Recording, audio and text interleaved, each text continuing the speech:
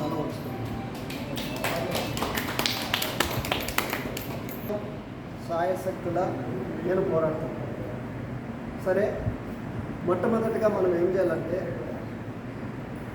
జనాలు ఇప్పుడు మన వాళ్ళు కూడా కానీ మన వాళ్ళు నమ్మే పరిస్థితి లేదు. ఏ సంఘం పేరు చెప్పినా ఆ సంఘం ఏంది, ఈ సంఘం ఏంది అంటారు.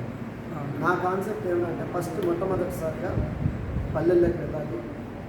వాళ్ళ స్థితిగతులు, వాళ్ళకి ఏమున్నాయి ఏమి లేవు, ఆధార్ కార్డు కానీ రేషన్ కార్డు కానీ ఇవ్వాలి అన్నీ వీడియోలు నేరుగా వాళ్ళని అడిగి తెలుసుకుంటూ, వాళ్ళకి యానాది మహానాడు సంఘం గురించి కట్టుబాట్ల గురించి తెలియజేస్తూ,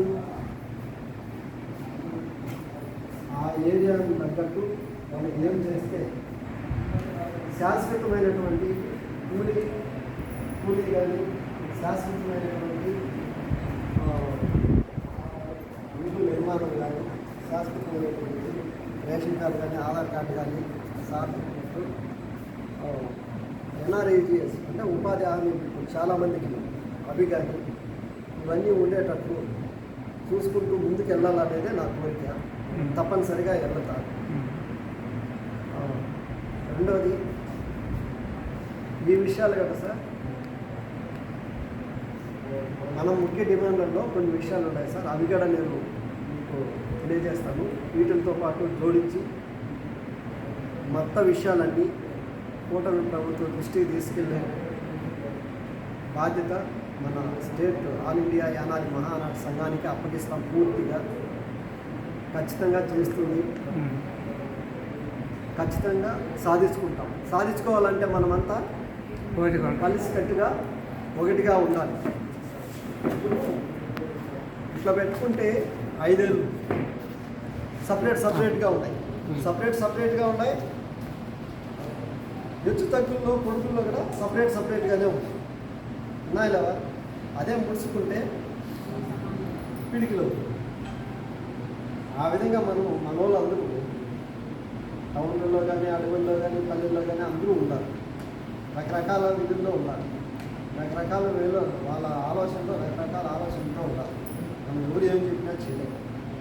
మనం చెప్పినట్టు నేను చెప్పినట్టు మనం ఆ విధంగా వాళ్ళకి ఏం కావాలా, వాళ్ళకి ఏమున్నాయి అని ప్రతి నెలకు ఒకసారి ఒక్కొక్క మండలంలో మీటింగ్ పెట్టుకుంటూ వాళ్ళను మీకు ఏం కావాలనే విషయం తెలియజేసుకుంటూ మన ద్వారా మనం వాళ్ళకి ఏం చేస్తారో వాళ్ళని తెలియజేస్తూ మీటింగ్ పెట్టుకుంటే బట్టి ఖచ్చితంగా సక్సెస్ అవుతాం. మన హక్కులు కూడా ఖచ్చితంగా సాధించుకోగలుగుతాం. ఇదే మనం ఖచ్చితంగా చేయాలి. రెండవది, ఈ గురుకుల పాఠశాలలో అలాగే మన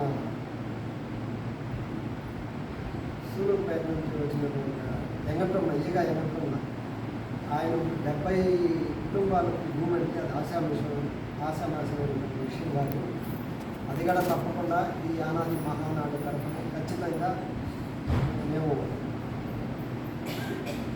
పోరాడతాం, సాధించుకోగలుగుతాం అనే నాకు పూర్తి నమ్మకం అయితే ఉంది. ఏదేమైనా సరే మనం అందరం కలిసికట్టుగా పనిచేయాలని నేను ఈ సభలో అందరినీ తెలియజేసుకుంటూ, నెక్స్ట్ ఇంక ఏం చేయాలి, మన ఈ సంఘం ద్వారా కట్టుబాట్లు ఏంటి, నెక్స్ట్ ఏ కొత్త కార్యక్రమాలు మన ప్రజలకి మన వాళ్ళకి తీసుకెళ్ళాలి, మన వాళ్ళకి ఏం చేస్తే అదే చెప్పాను. అందాక సావిత్రము కానీ ఇంకేమో కానీ చెప్పాను. అడగల్లా యూనిటీగా ఉండాలంటే మొట్టమొదట మనం మన పిల్లలను బాగా చదివించుకోగలగాలి.